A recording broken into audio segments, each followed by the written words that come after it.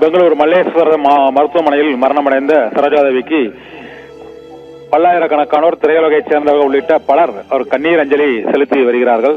கடந்த 1960களில் இருந்து கிட்டத்தட்ட ஒரு 50 ஆண்டுகளுக்கும் அதிகமாக திரையுலகில் தமிழ், கன்னடம் மற்றும் தெலுங்கு, ஹிந்தி என பல்வேறு மொழிகளிலும் 200க்கும் மேற்பட்ட திரைப்படங்களில் நடித்த பழம்பெரும் நடிகை சரோஜாதேவியின் மறைவுக்கு திரையுலகினர், அரசியல் பிரமுகர்கள் மற்றும் ரசிகர்கள் உள்ளிட்ட ஏராளமானோர் கண்ணீர் அஞ்சலி செலுத்தி வருகிறார்கள்.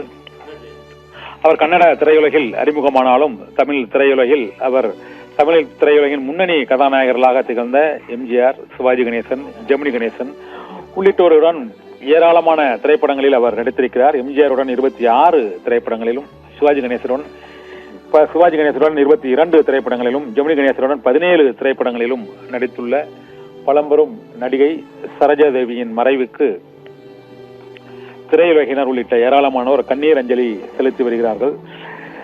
கருப்பு வெள்ளை திரைப்படம் முதல் வண்ணப்படங்கள் வரை எம்ஜிஆருடன் அவர் நடித்த அந்த நீதிக்கு பின் பாசம், பணத்தோட்டம் உள்ளிட்ட கருப்பு வெள்ளை படங்கள் மற்றும் நாடோடி மன்னன், அன்பே வா, கலங்கரை விளக்கம் போன்ற அழியாத காவியங்களை அவர் எம்ஜிஆருடனும் மற்றும் சிவாஜியுடன் ஆலயமணி, பாலும் பழமும், பாகப்பிரிவினை, புதிய பறவை உள்ளிட்ட பல்வேறு திரைப்படங்களிலும் நடித்து தமிழக ரசிகர்களின் மனதில் நீங்காத இடம் பிடித்தவர்.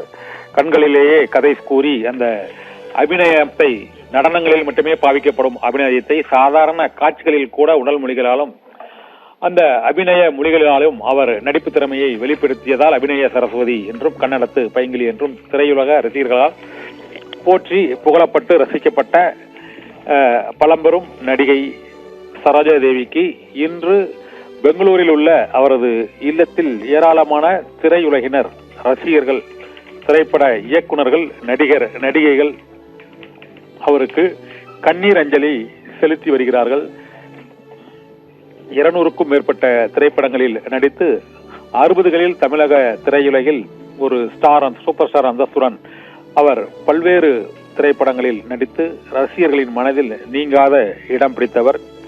எம்ஜிஆருடன் அவர் நடித்த அந்த நாடோடி மன்னன் திரைப்படமும், கல்யாண பரிசு பாலச்சந்தர் இயக்கத்தில் உருவான அந்த கல்யாண பரிசு திரைப்படமும் அவரது திரையுலக வாழ்க்கையில் முக்கிய திருப்பு முனைகளை ஏற்படுத்தியது என்று கூறலாம். எம்ஜிஆருடன் 26 திரைப்படங்களும், சிவாஜியுடன் 22 திரைப்படங்கள், ஜெமினி கணேசனுடன் 17 திரைப்படங்களில் அவர் முன்னணி கதாநாயகர்களுடன் ஏராளமான திரைப்படங்களில் நடித்து தமிழ் ரசிகர்களின் இல்லங்களில் அவர் நீங்காத இடம் பிடித்து சரோஜாதேவி இன்று மல்லேஸ்வரத்தில் உள்ள மருத்துவமனையில் உடல்நலக் குறைவால் அனுமதிக்கப்பட்ட நிலையில் அவர் இன்று காலமானார். அவரது உடலுக்கு ஏராளமானோர் கண்ணீர் அஞ்சலியை செலுத்தி வருகிறார்கள்.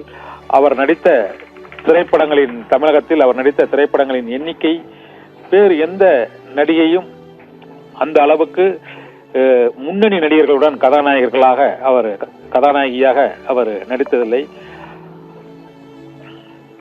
மகாகவி காளிதாசன் என்ற கன்னட திரைப்படத்தின் மூலமாக 1955ஆம் ஆண்டு திரையுலகில் அறிமுகமான சரோஜாதேவி அதன் பின்னர் சிவாஜி கணேசன் நடித்த தங்கமலை ரகசியம் என்ற திரைப்படத்தின் மூலமாக அவர் தமிழ் திரையுலகில் தடம் பதித்தார். இதைத் தொடர்ந்து